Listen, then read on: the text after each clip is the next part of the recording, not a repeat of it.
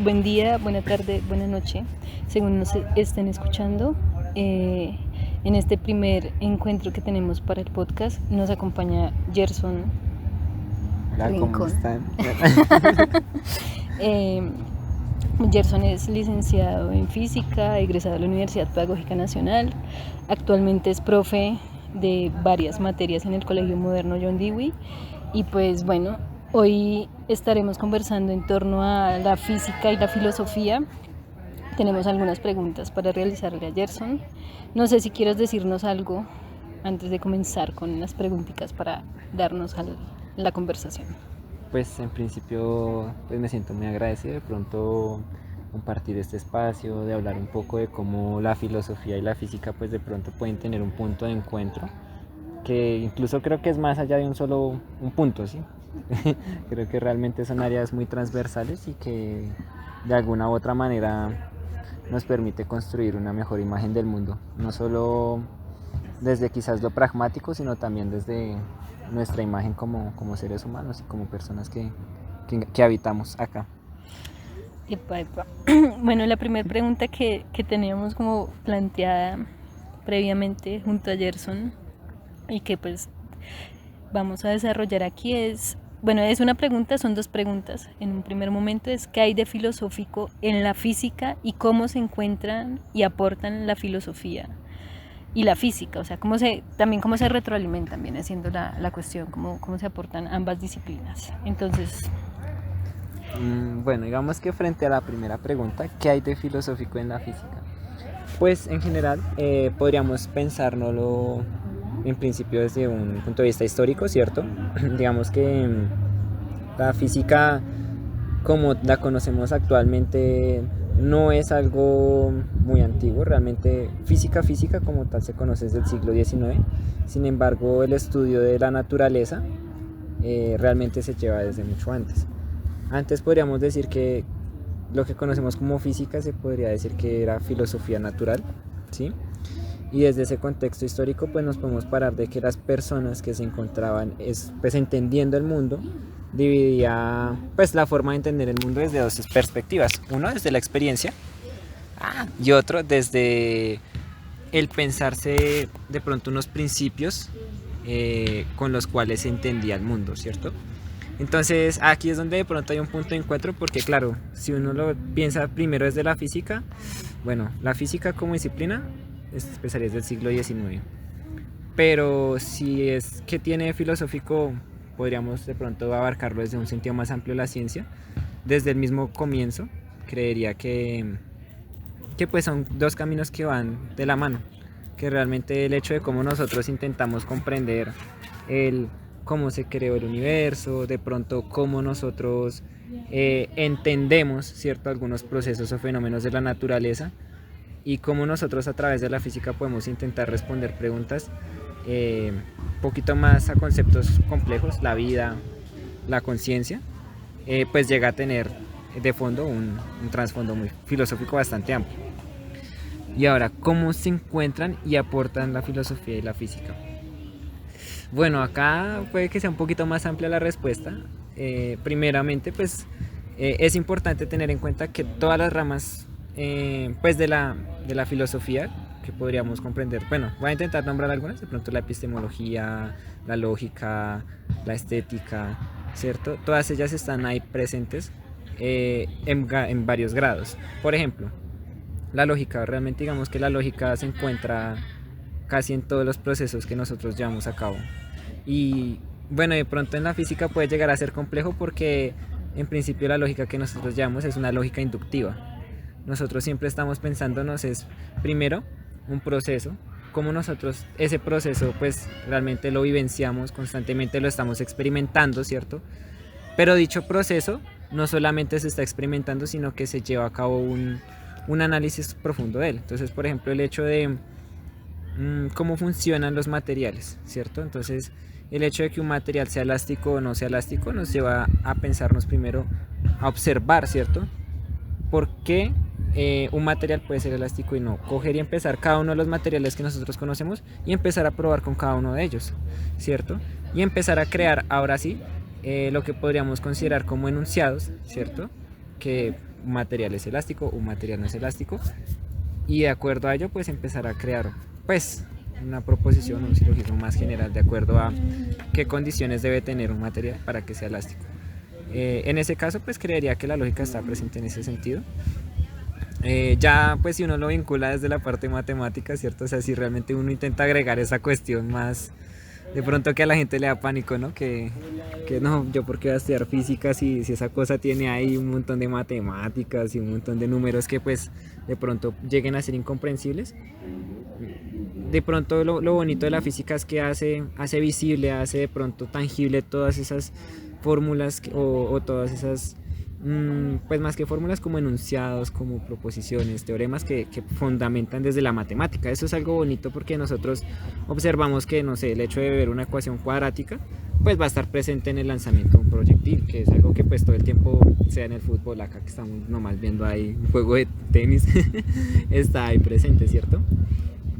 La epistemología también se encuentra como muy ligada, ¿cierto? Como a la física, porque es que constantemente estamos pensándonos de qué manera, ¿cierto? Entendemos el conocimiento y para la física, ¿qué es conocimiento, ¿cierto? ¿Será que para la física el conocimiento es solamente esa lógica inductiva de yo experimentar varias, pues en el caso de los materiales, ¿no? Pues experimentar con cada uno de los materiales realmente cómo se comportan?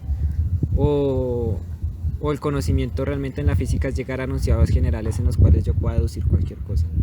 Esa puede ser una pregunta de hecho bastante compleja para resolver en la física y en general en cualquier ciencia que de base tenga una participación experimental. La química también me parecería compleja en este sentido de pensarse. Y bueno, digamos la estética, bueno, incluso la moral, bueno, la ética también. La estética me parece un poco raro porque realmente, digamos, a lo largo de la historia la estética siempre está como muy presente en las fórmulas, en la matemática, pero en la física también buscamos siempre modelos que sean simples, que lleguen de pronto a entender que los fenómenos de alguna u otra manera sean lo más accesibles para nosotros y pues de una u otra manera pues nos permita, ¿cierto? Dilucidar de una manera no solamente elegante, sino también pues que permita predecir, ¿cierto? Que realmente pues de alguna manera en algún punto llegue a tener ese pragmatismo, que aunque no necesariamente es el último fin, pues es algo agregado. Y la ética, pues bueno, es que realmente estudiar física conlleva muchas cosas, especialmente porque cuando se aplica la física, el hecho de que nosotros nos estemos pensando cómo las aplicaciones de la física trascienden, ¿cierto? Es complejo. El hecho de, por ejemplo, pensarse de que las bombas atómicas son creadas a partir de principios físicos, son cuestiones que uno realmente se pone a pensar hasta qué punto esos principios físicos y ese uso que le damos, ¿cierto?, llega a tener un impacto en la geopolítica mundial.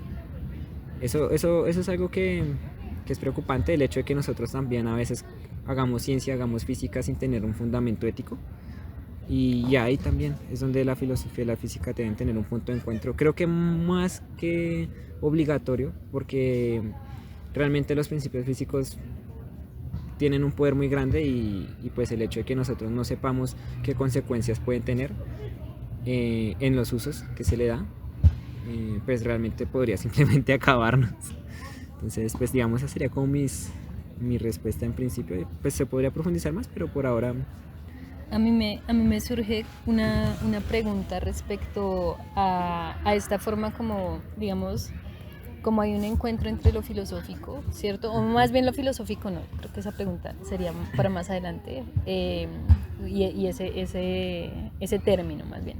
Pero entre filosofía y física, no les encuentro entonces en este momento como en la metáfora del huevo o la gallina, sino como una paridad, un paralelismo si se quiere, en el mismo estar haciendo, ¿cierto? En este caso de la física.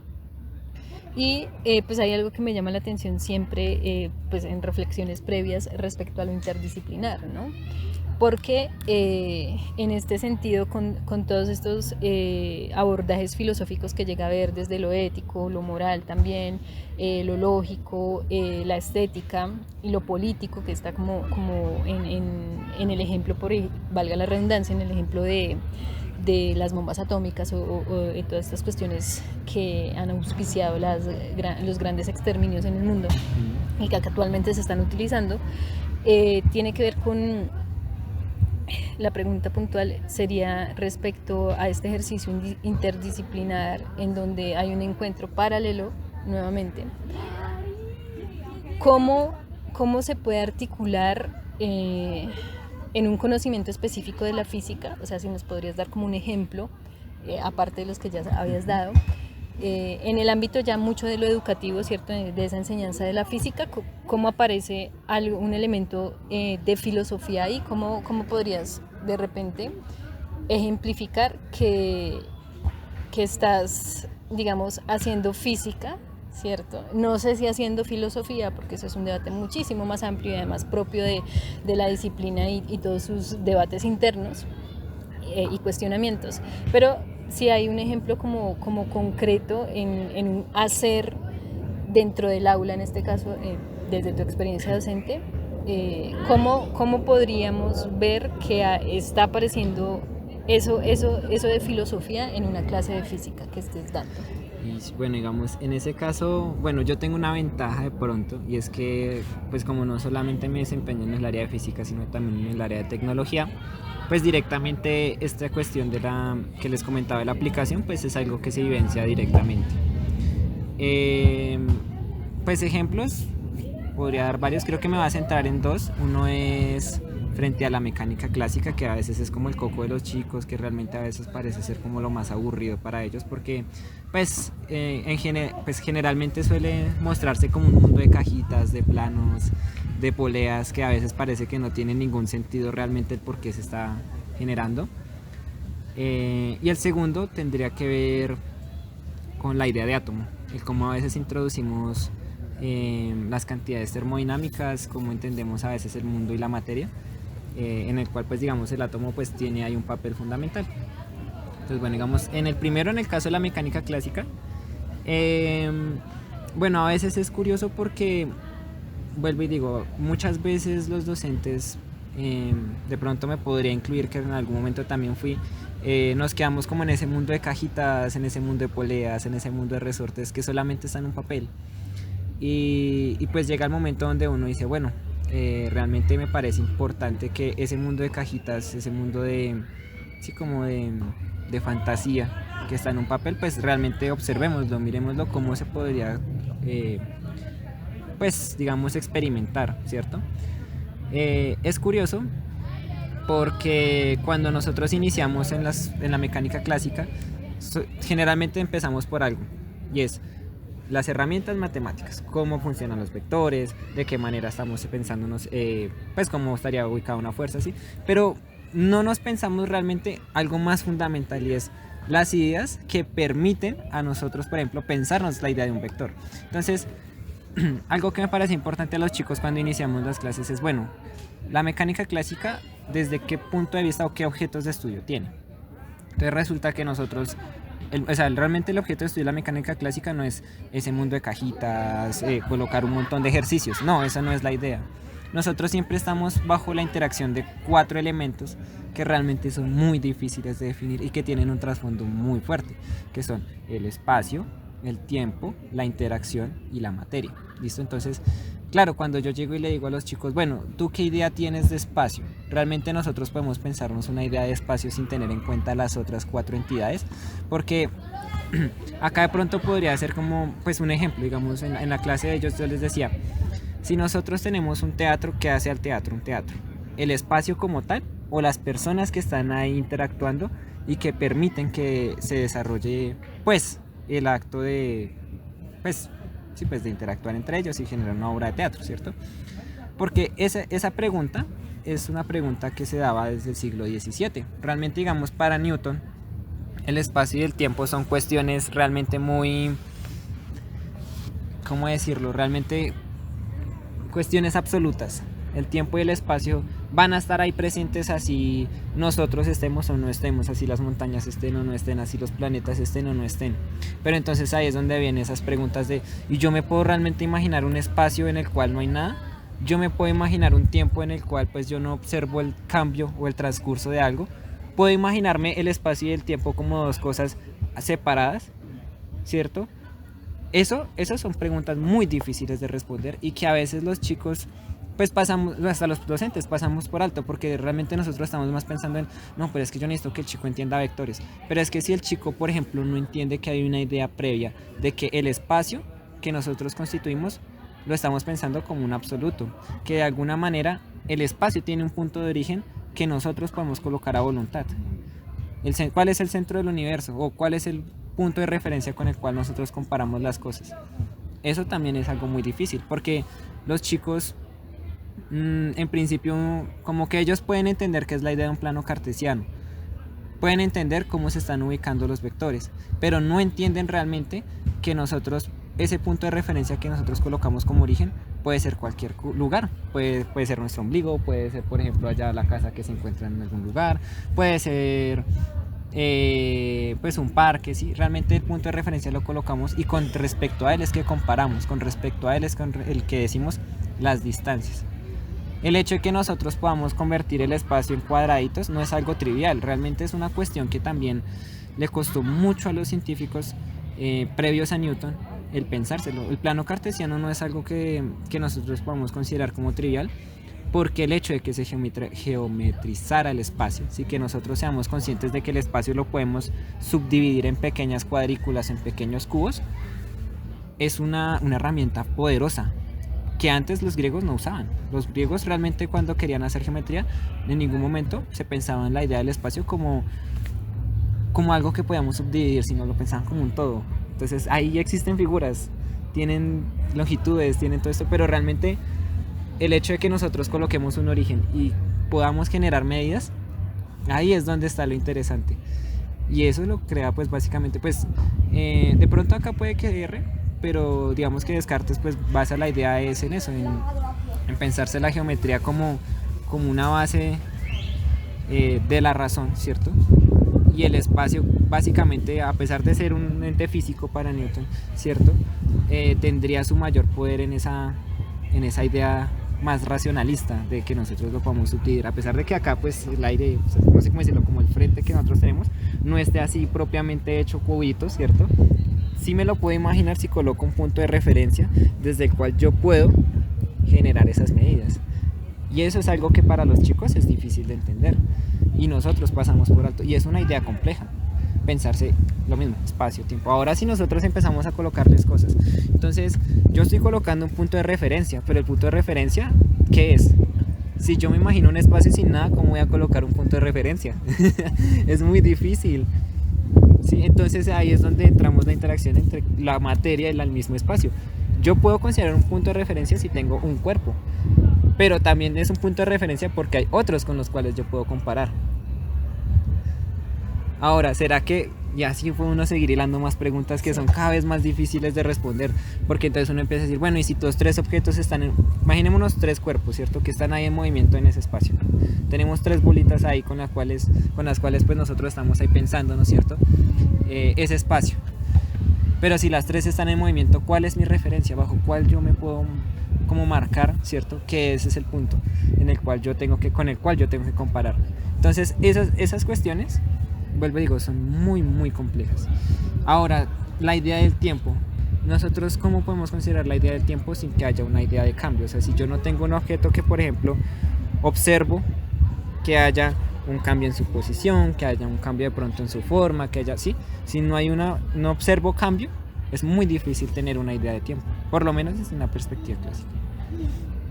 Y ahora la interacción, pues digamos que el hecho de que las cosas cambien de posición, ¿cierto? Que cambien de lugar, que de pronto cambien su forma, pues depende de una interacción. Tiene que haber esa unión, o bueno, ese cambio entre, o bueno, sí, ¿cómo decirlo? Como fuerzas. Es que no quiero recurrir a la misma palabra, pero sí, que exista esa interacción, que haya, digamos, ese intercambio mutuo de algo que esté ahí presente. Esos conceptos son muy difíciles de entender y a veces nosotros los pasamos por alto, y siento que ahí es donde nosotros empezamos a tratar la filosofía, porque realmente nos ponemos a preguntarnos primero los entes que conforman lo que estamos estudiando, y desde ahí, cierto, empezamos a crear o idear, podría decirse primero como una cuestión estética, porque realmente intentamos imaginarnos un mundo en el cual pues se acomode a nuestras ideas, que sea lo más inteligible para nosotros. Y además, pues de una u otra manera, pues también pues creamos unas condiciones lógicas en las cuales nos damos cuenta que la mecánica clásica, básicamente lo que nosotros conocemos como el mundo de cajitas, poleas y todo esto, es el producto de esa interacción entre todas esas cuatro cantidades, bueno, esas cuatro entes: la materia, la interacción, el tiempo y el espacio. Y aún así yo siento que me estoy de pronto volando diciendo que son entes, porque pues son conceptos muy complejos que realmente requieren como un tiempo para hablar para ellos. Y ahora, digamos, el hecho de que haya una trayectoria, las trayectorias en la mecánica clásica también involucran que nosotros entendamos, ¿cierto? Que el predecir con unas ecuaciones es casi como si nosotros estuviéramos entendiendo el futuro y el pasado de ese mismo objeto. Entonces, claro, eso a los chicos también les vuela un poquito la cabeza cuando uno se los hace explícito, porque a veces los chicos, como que calculamos un montón de cosas y eso para qué, pero de pronto hay la filosofía y esas preguntas como tan, podría decirse uno de pronto como miran los chicos como tan tostadas, ¿cierto? De que, pero ¿cómo así? O sea, yo puedo predecir el futuro y el pasado de cualquier objeto solamente resolviendo estas ecuaciones. Cuando uno hace explícito esas cosas, uno podría preguntarse si realmente, como esas preguntas que de pronto se hacían los filósofos más como metidos en el tema por ahí en el siglo XVIII con las ecuaciones, con Newton, si nosotros podríamos predecir cualquier sistema a partir de esas ecuaciones. O sea, realmente si yo soy capaz de casi como ver hacia el futuro de alguna manera con esas ecuaciones. Ese sería un ejemplo. Otro ejemplo sería, por ejemplo, con la cuestión del átomo. Y acá vuelvo otra vez a qué es conocer en física, porque es que listo, nosotros tenemos tan metido en la cabeza esa idea de que la materia está constituida por átomos y que el átomo pues básicamente está subcompuesto por neutrones, protones, electrones, ¿cierto? Y un montón de, parece ser como un mundo de pepitas ahí que está bajo unas reglas bastante complicadas, ¿cierto? Y enrevesadas. Pues uno puede llegar y preguntarle a los chicos, bueno, ¿y ustedes alguna vez han visto un átomo? ¿Por qué nosotros tenemos esa concepción de la idea de átomo si eso es tan pequeño que realmente yo no lo veo, ¿sí? O sea, ¿yo cómo puedo dar fe en la física de cosas que yo no veo? Entonces, ¿qué es entender o qué es el conocimiento en física? Porque parece ser que lo primero que nosotros observamos en física son las cuestiones tangibles, pero cuando llegamos a explicar cosas desde propuestas que no son tangibles, o pues más allá de que no sean tangibles, sino que realmente no tenemos la capacidad de observarlo, ¿cierto? Pues llega a ser complicado. Y por ejemplo, ¿cómo la idea de átomo, ¿cierto?, pudo llegar a formalizarse? Porque realmente la idea de átomo no tuvo un camino muy sencillo. Realmente, pues digamos, a lo largo del siglo XIX mucha gente pues proponía el átomo como una solución a varios problemas termodinámicos, a varios problemas de la química, pero que mucha gente a la vez también buscaba teorías alternativas para no caer en cuestiones donde pues la observación y la empiria pues no estaba ahí presente. Entonces esas preguntas, esas cuestiones ahí están presentes en una clase. Solamente el hecho de formular esas preguntas, de que los chicos intenten resolverse esas cuestiones o por lo menos pensárselas, ya por lo menos ejercita pues el hecho de mostrar la filosofía en estos campos. Ahora pues por último, me quisiera colocar un último ejemplo, de pronto es más desde el área de tecnología. Me acuerdo mucho porque esto sí es más particular, de pronto con los chicos también estamos viendo las consideraciones éticas, pues más particularmente en la tecnología. Pero les contaba mucho sobre la historia de un cuento, pues bueno, una novela que es bastante conocida, que es Frankenstein. Realmente me parecía muy interesante ese ejemplo porque el hecho de que nosotros creáramos vida a voluntad, ¿cierto?, pues tenía implicaciones éticas e implicaciones con esa nueva vida que nosotros teníamos como creador. A los chicos les parecía bastante interesante eso porque, claro, cuando uno le empezaba a comentar otro tipo de ejemplos donde la ética, donde el no pensarse las consecuencias de cómo el uso de pronto indiscriminado o sin una conciencia, ¿cierto?, de hasta dónde puede llegar, ¿cierto?, esos conocimientos o, sí, por decirlo de alguna manera, ese desarrollo pues llega a tener muchas problemáticas. Y siento que el cuento de Frankenstein, bueno, la novela de Frankenstein, perdón, llega a tener un ejemplo muy bonito para eso. Y además de eso, pues permítete, por ejemplo, digamos, también involucrar eso, la literatura. La literatura también está muy envuelta en la ciencia, solo que a veces nosotros no lo notamos. A mí me surge, o sea, hay una pregunta preestablecida, pero me voy a saltar, hay preguntas preestablecidas, pero me voy a saltar una de ellas para ir puntualmente a algo que creo que igual marca el punto de partida de muchos debates respecto a qué es filosofía, dónde hay filosofía, qué es filosófico, qué no es filosófico. Porque estamos hablando de la disciplina, ¿cierto? Este relacionamiento que encuentra la física con la filosofía, pero cuando tú hablas en un lado del tema de las ideas, que digamos cuando uno profundiza en la filosofía, pues uno se da cuenta que la filosofía, digamos, a lo largo de su historia contiene métodos, si se quiere, de investigación, modelos, corrientes, ¿cierto? Desde los intereses de filósofos y filósofas, y pues ellos suelen aparecer en aplicabilidad de diferentes ciencias. Digamos que ese es un aporte que ha sido evidenciado más bien y reconocido, y pues que en el tema de las ideas, pues pensar el mundo de las ideas, por ejemplo, hace parte, digamos, de una de estas corrientes, y además tiene sus métodos de investigación. No obstante, a mí me llama la atención porque ahí ya encontraría como igual hay un punto de partida si estamos hablando de la pregunta, ¿no? Y porque la pregunta siempre se ha asociado más que todo en el ámbito de la academia, en la que ambos nos desenvolvimos en su momento en el pregrado, pues se ha asociado con la filosofía, ¿no? La pregunta filosófica a propósito de Descartes, la duda metódica y toda la cuestión. Y aún así, a mí me surge la pregunta, es de si la pregunta en estas dos disciplinas en las que nos estamos moviendo en este momento, si la pregunta de la física, ¿cierto? O las preguntas de la física son filosóficas, son físicas o qué son, de qué tipo son. Es decir, cuando haces una pregunta sobre algo, bien sea la idea, el concepto, como con los ejemplos que estabas dando ahorita, esa pregunta surge en el marco de lo filosófico o en el marco de lo físico, de acuerdo, digamos, a lo que has venido compartiendo. Me queda esa gran duda. Bueno, digamos que desde los grandes conceptos yo creo que sí llega a estar permeado por preguntas que yo no sabría si decir que tienen alguna corte filosófica o física, o sea, si realmente ya las pueden marcar en algo, ¿sí? Porque preguntas, por ejemplo, ¿qué es el espacio? ¿Qué es el tiempo? De pronto, pues llegan a ser difíciles de enmarcar, porque desde la metafísica también se intenta a veces responder el origen del universo, el origen, por ejemplo, de lo que estamos acá, ¿cierto?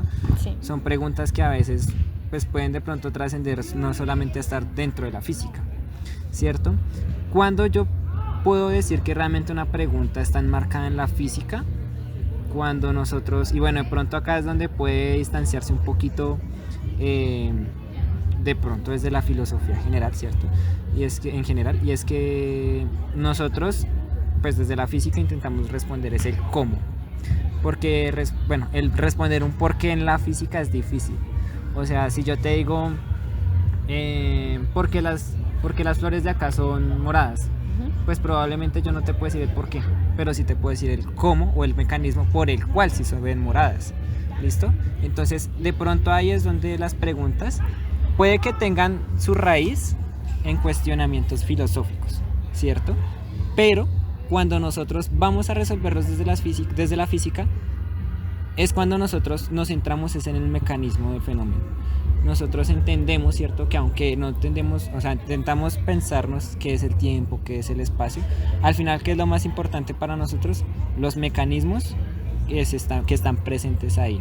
Entonces, si las preguntas son filosóficas o físicas, creería que, o bueno, más que creería, podría asegurarlo de esa manera más bien, que las preguntas en física sí tienen cuestionamientos filosóficos profundos, siempre van a estar ahí inmersos, porque de alguna u otra manera lo material, ¿cierto? Lo tangible, pues hace parte del mundo, y el hecho de que nosotros intentemos resolver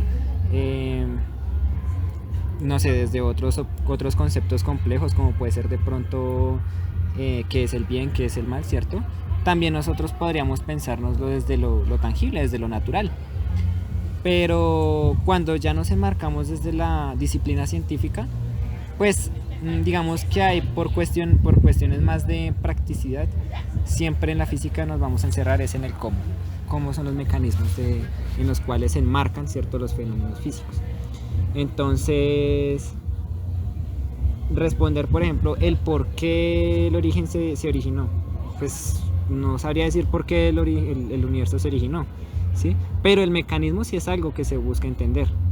Básicamente cómo se hace el proceso de evolución y bajo qué, pues no podría decir como pues principios físicos, principios materiales, pues se permite y se da, ¿listo? Entonces de pronto ahí es donde puede estar, pues no la diferenciación, sino más bien como la perspectiva donde se puede enmarcar la pregunta, que puede responder la física y que no puede responder la física.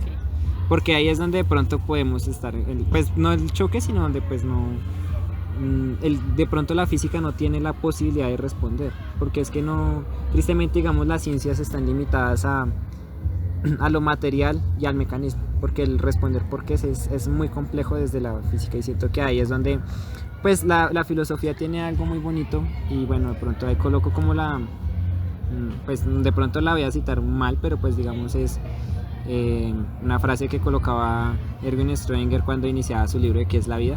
Es que claro, si yo digo ¿qué es la vida? O sea, es una pregunta muy compleja, claro, y si yo me la puedo pensar desde muchas perspectivas, pero para él la filosofía tenía un punto de encuentro en el cual se podían enmarcar las diferentes disciplinas y daban un lugar en el cual se puede debatir dejando pues no las posturas, sino como dejando el traje donde yo soy el experto. Porque claro, digamos, un físico puede tener un interés muy grande por la materia, por cómo funcionan los mecanismos en los cuales se dan las transferencias de energía, de pronto cómo funciona desde lo más fundamental, ¿cierto? Cada cosa en el universo. Pero cuando se pone a pensarse qué es la vida, pues es que la vida es un proceso muy complejo, a pesar de que obviamente está ligado a los conceptos y a los principios físicos, pues un físico realmente no entiende muy bien pues qué es la vida, ¿cierto? Y él, siendo físico, pues intentó pensarse, bueno, yo desde mi materia, ¿cómo me quito mi traje de experto en físico e intento dar mi opinión, pues más que mi opinión, como una construcción, ¿sí? Como una construcción pues lo mejor argumentada, a pesar de que él es consciente de que puede cometer errores, de decir qué es la vida desde lo que él entiende de la física, observando lo que se ha entendido hasta el momento de la biología. Y él comenta precisamente, o él explicita que para él la filosofía es ese punto, como que le permite dar ese salto en el cual se puede hablar, donde se puede quitarse esas investiduras, donde realmente podemos de pronto debatir sin necesariamente caer o sea, sin dejar de ser académicos, pero sin caer de pronto en la especialización, donde si la otra persona no es totalmente alguien pues centrada en el tema que estamos hablando, pues pueda realmente dar su argumento o por lo menos dar sus ideas, que eso me parece algo importante porque pues precisamente esos debates, a pesar de que muchas ideas de las cuales él presenta en el libro pues realmente llegan a estar mal, pues sí genera esa semilla con la cual se empieza a vincular con mayor fuerza la física y la biología y a entender precisamente los fundamentos biológicos a partir de la física. Entonces eso me parece interesante, pues por lo menos desde la parte de la filosofía y que realmente digamos las preguntas, a pesar de estar enmarcadas de acuerdo a las disciplinas, porque si llegan a tener una diferenciación clara, permiten, cuando son cada vez más amplias, pues precisamente construir ese espacio en el cual pues se puedan debatir y ahí es donde la interdisciplinariedad pues entra en juego. Y la filosofía es un punto donde pues, es un área donde realmente podemos entrar mucho a jugar con eso. Entonces pues esa sería como mi respuesta. A propósito de autores y autoras, pues porque igual siempre han estado presentes, siempre están presentes, ¿no? También como marco de referencia en lo histórico y en la aplicación, más bien en la aplicabilidad de lo teórico. Eh, bueno, me surgen dos cosas, y una es que desde la historia occidental, en el caso de la filosofía, y creo que pues la academia como se ha constituido siempre recurre es a la historicidad del occidental en todas las ciencias e incluso en las artes. Pues una por allá en la antigua Grecia y en lo que denominamos filosofía antigua, pues encontrábamos que habían diferentes profesiones, si se quiere, diferentes labores en las que se hacía filosofía, es decir, el orador era filósofo, pero el militar también era filósofo, pero el físico también podría ser filósofo, si existía en el periodo, pues, y así. Entonces, pues eso me abre, yo creo que es algo inacabado, desde luego, en el espacio en el que estamos por tiempo y porque el abordaje no es de un momento corto, sino que más bien necesita mucha extensión, pero que tiene que ver con el hecho de que hay algo de filósofo en el hacer, en quien hace, por ejemplo, física, ¿cierto? Al tener presente, al hacer presencia la pregunta, en este caso, que tiene todo de filosófica, o la problematización filosófica en ello.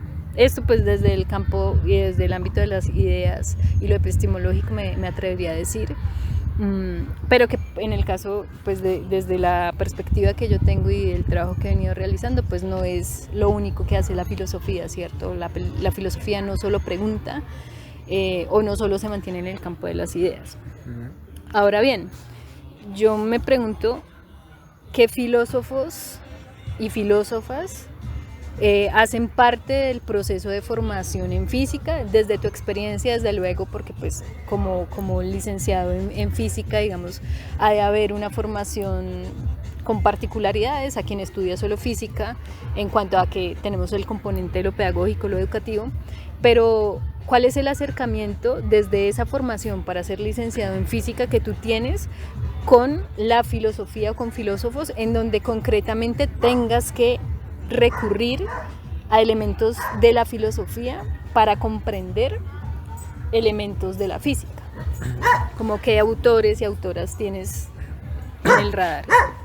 Y pues digamos, presentes directamente, creo que lo primero, y bueno, de pronto esto es general en las ciencias, es el hecho del método, ¿cierto?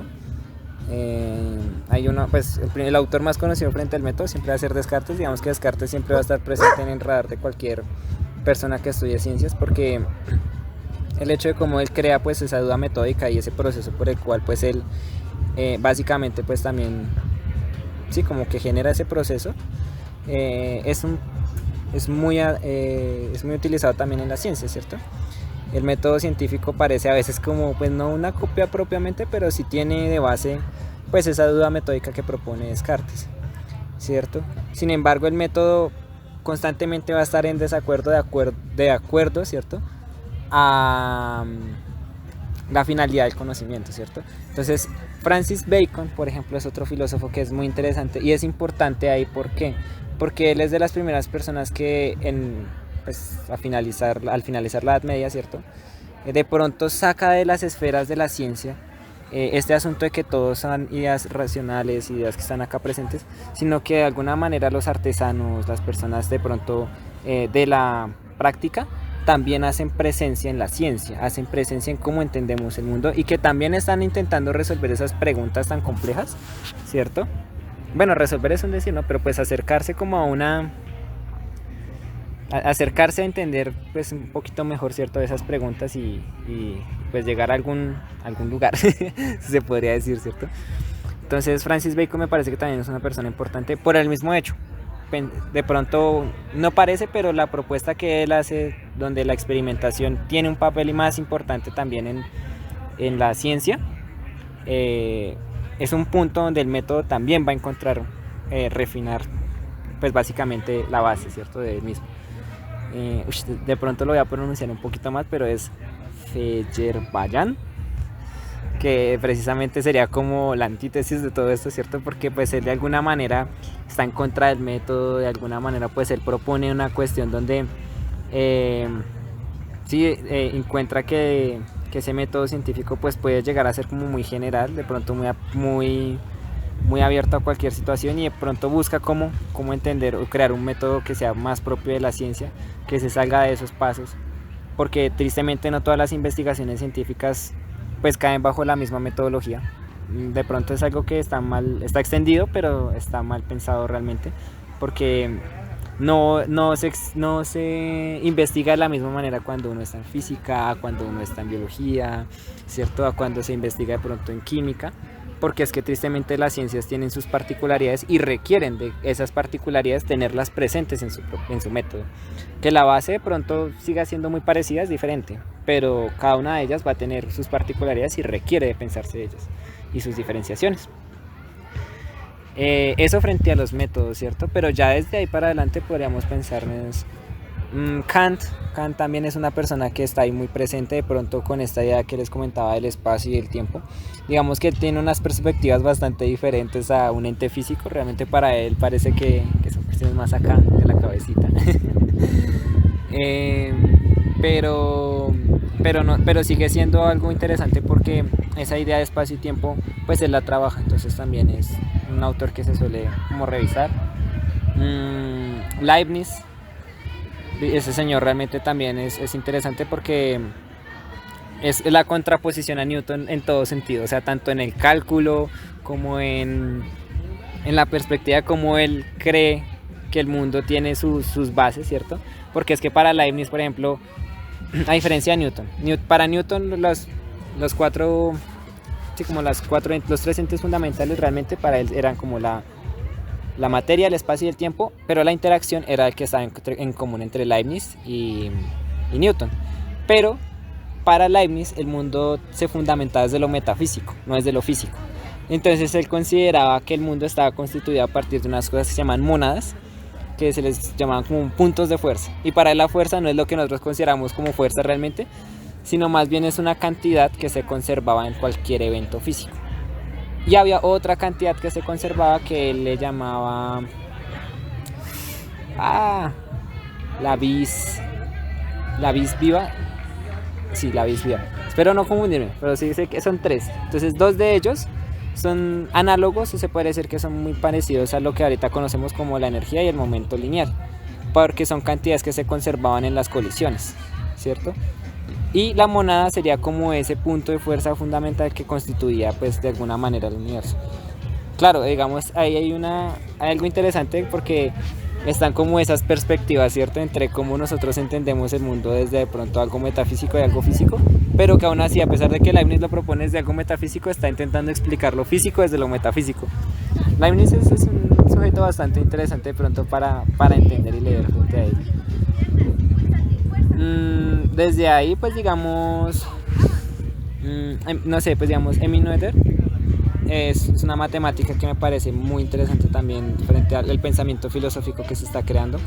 Ella, digamos que ella realmente pues estaba más interesada pues en las cantidades conservadas, pero el hecho de que ella por ejemplo trabajara frente a esas cantidades conservadas que en física serían por ejemplo los que les decía, la energía, el momento lineal, bueno hay otra que se llama el momento angular.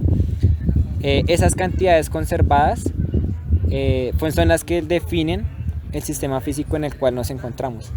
Y ella trabajó mucho a partir de ello. Y de hecho creo que ella es una de las más importantes porque el hecho de que nosotros podamos hacer como vínculos entre lo que se proponía desde la física clásica y ya la física moderna se basa en esos postulados, en esos principios de las cantidades conservadas que Emmy Noether pues propone en general. Más filósofos, bueno, ahí pensándome más autores. Es que es difícil, ¿sabes? Porque es que muchas veces las personas que a veces uno considera como físicos terminan pensándose en muchas cuestiones filosóficas. Entonces, por ejemplo, Heisenberg es un físico, pero que también realmente se pensaba mucho el cómo funcionaba el mundo y cómo responder cuestionamientos filosóficos más complejos.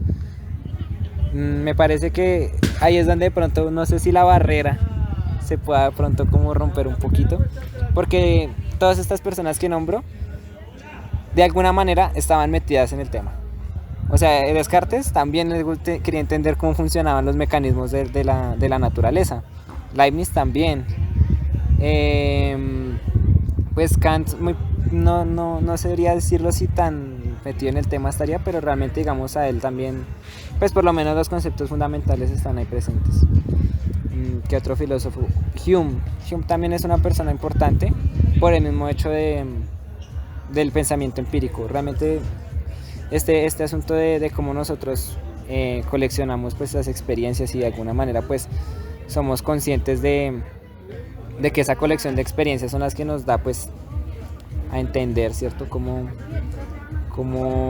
entendemos el mundo, pues también es una idea muy, muy presente ahí. Y bueno, creo que hay más, pero por ahora se me escapan.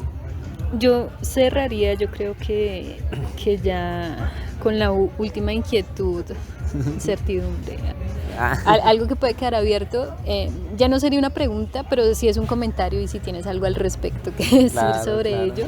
Porque bueno, estamos en el marco nuevamente de todos estos conocimientos y referentes que vienen de otros periodos, ¿cierto? Y de un hemisferio como el occidental. Okay. Y me surge, no era algo que tenía previsto, pero que desde luego es pertinente siempre ponerlo sobre la mesa o en los audífonos, en los oídos de la gente, y es si hay referentes de física y filosofía actuales, especialmente en Latinoamérica, desde los cuales hacer abordajes, como, no sé, si existan problemas recientes para la física en la actualidad, que no vengan desde que pasa en la filosofía. No tenemos preguntas sobre el ser y el tiempo desde hace mucho tiempo, ¿cierto? Desde Occidente no reconozco en este momento los abordajes que hayan hecho, por ejemplo, pueblos originarios al respecto, porque han de tener sus preguntas y desde luego sus métodos para responder a ello. Pero no sé si tú tienes cercanía o reconoces, digamos, autoras actuales desde planteamientos muy latinoamericanistas, eso sí, o sea, que no tengan esos mismos modelos occidentales, que estén atendiendo a preguntas de la física en el ahora. Ahí es difícil. Bueno, hay dos cuestiones ahí que son importantes, yo creo que también es bueno tenerlo en cuenta. La ciencia tiene algo difícil, y es que la ciencia tristemente está muy permeada por la globalización. O sea, realmente hacer ciencia a veces está muy predeterminado. O sea, hay muchas cosas predeterminadas, la forma en la que se generan los artículos, la manera y el lenguaje que se utiliza, ¿cierto? Entonces llega a ser difícil, de pronto a diferencia de otras áreas, buscar esa diferenciación tan clara entre lo que, por ejemplo, hacemos acá en Latinoamérica y lo que se hace en otros lados, ¿cierto? Sin embargo, aquí sí, digamos, la cultura sí permea en la manera en la que nos preguntamos. Pues autores no los tengo muy presentes, pero sí algunos estudios que se han hecho. Uno en particular que me llamó mucho la atención era que acá en Colombia se había hecho un estudio frente a cómo nosotros podíamos considerar el tiempo desde una cuestión más como una espiral. O sea, sí, porque es que como les comentaba, digamos, el tiempo a veces parece, bueno, de pronto eso da para pensarse otras cosas, ¿no? Pero generalmente el tiempo lo pensamos como algo lineal, ¿cierto? Pero es que el tiempo desde esa perspectiva lineal, ¿cierto? Pues es algo muy, muy occidental. Realmente si uno se va a la idea de tiempo que se puede provenir de pronto de culturas más desde orientales, ¿cierto? Tipo la India o cuestiones como China, pues a veces el tiempo parece tener como una forma más tipo como un ciclo, un círculo, ¿cierto? Y acá en los pueblos originarios llegaban a pensarse cosas aún más, pues yo diría extrañas de alguna manera para mí, pero más como espirales o una cuestión fractálica, que básicamente son como, no sé cómo explicarlo, como cuando tú llegas y rompes un vidrio, ¿cierto? Entonces como esas formas en las cuales como que llega y se empiezan a generar varios caminitos. Acá como que esa idea de tiempo desde los pueblos originarios es más desde pues llegaba a tener esa forma, y pues digamos que algunos filósofos y algunos matemáticos junto con físicos que pues han revisado esa idea de tiempo. Esa pregunta está bastante interesante, creo que sería chévere pues de pronto informarse un poquito más frente a cómo esos estudios que proceden acá, porque por lo mismo realmente, y eso me pone a cuestionarme a mí también, porque claro, ya uno está como tan acostumbrado que la ciencia es tan predeterminada que el artículo que se saca acá en la Universidad Nacional, en la Universidad Pedagógica, tiene que tener un lenguaje y una forma de verse muy parecida a la que se está sacando allá en Europa. Así las condiciones económicas, políticas y todo el asunto sea diferente, tristemente van por el mismo lado. Entonces, tú vas a la Universidad Nacional y hay estudios donde, por ejemplo, se puede de pronto entender, ¿cierto? La comprensión de materiales, ¿cierto? De barros, de algunos materiales cerámicos que están acá presentes en Colombia. Y eso sí me parece muy chévere, porque es algo solo de acá. Pero si tú miras la mayoría de los estudios en la Nacional, a pesar de que van a haber algunos estudios de ese estilo, la mayoría siempre van a estar enfocados a materiales. ¿Cómo podemos crear mejores materiales para resolver algún problema? Y de pronto hay, pues es difícil salirse de ese marco. Esa es una pregunta ahí. Me parece súper interesante también porque con el ejemplo del fractal o con la alusión a lo que es el fractal en cuanto a los métodos, al cómo investigar, ¿no? Pero también creo que aparece el qué es lo que se investiga en cuanto a los intereses investigativos sobre qué es lo que se está siendo investigado, en este caso desde una perspectiva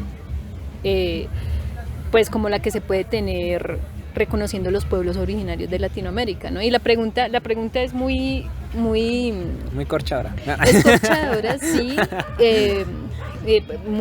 pero como Está con chévere, la intencionalidad como puntual, pues porque es el lugar, ¿cierto?, desde donde nos estamos ubicando, porque pueblos originarios ha habido en todo el mundo, y también queda el hecho de cómo en Oriente se han reconocido a esos pueblos originarios dentro de las ciencias mismas y en sus procesos, ¿no? Digamos, tenemos un referente de Europa, 4 países, y desde ahí también referentes teóricos, en este caso más que todo filósofos, pocas filósofas, ¿cierto? Sí, además en las ciencias. Es difícil. Es otro tema andar también, y otra cosa por pensar, si se quiere, problematizar y demás. Pero a propósito de esto, es como bien interesante pues rastrear más bien cuáles son las preguntas, en este caso físicas y filosóficas, sin bautizar desde estas disciplinas que surgen en Occidente, bautizar los métodos y metodologías que lleguen a tener pueblos originarios. Es que esa cuestión occidental es difícil porque, por ejemplo, en el caso de las referentes, ¿cierto?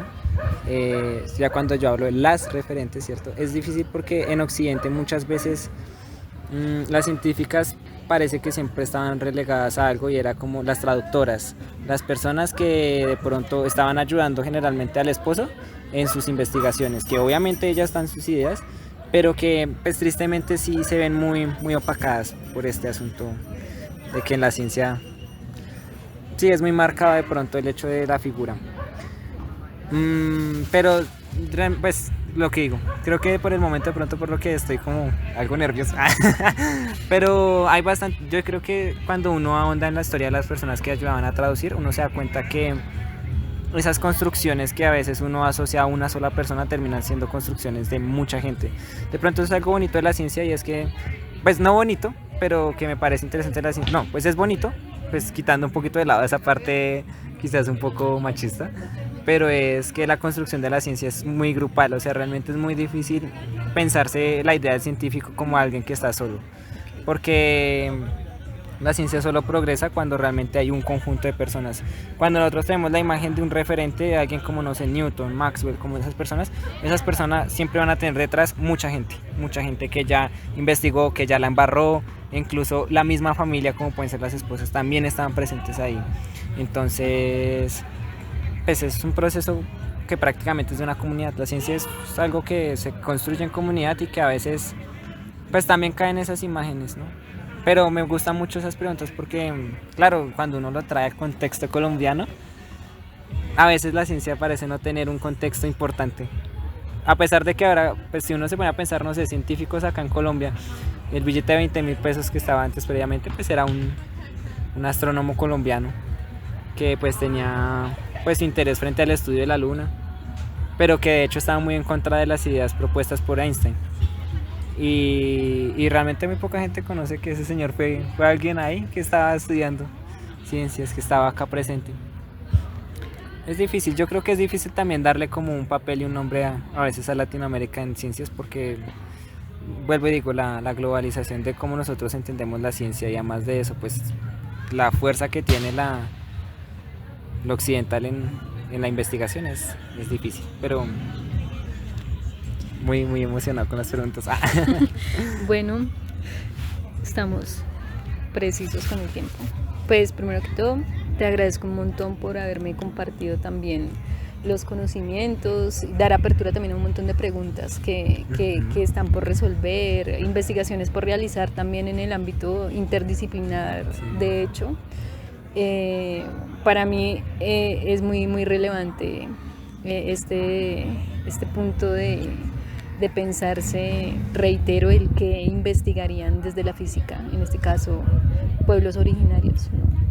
Claro que eso merece un filtro muy importante respecto a cómo nombrar, ¿cierto?, las prácticas sin occidentalizar, sin volver a colonizar conocimientos y saberes de ellos y de ellas. Pero bueno, me parece re importante que en un primer encuentro en torno a los intereses de este espacio de podcast se puedan dar conversaciones en donde no se sienta una disputa disciplinar, en donde no se borre una u otra disciplina o área como cada quien le nombre, y espero pues seguirnos encontrando como para abordar algún tema puntual, para problematizar e intentar solucionar algo puntual entre la física y la filosofía. Y pues nada, te agradezco un montón y seguiremos en También esto. te agradezco mucho, Yuri, pues yo muy emocionado, ojalá. Sí me gustaría pronto profundizar mucho frente a esas preguntas. Yo siento que las preguntas a veces, uno a veces tiene un conocimiento previo de pronto lo que uno ha estudiado, pero claro, cuando uno empieza a ahondar en las preguntas, ahí es donde llegó que hay mucho por investigar, mucho por aprender y bueno, esa es la idea al final de esto. Entonces, te agradezco mucho. Gracias a todos.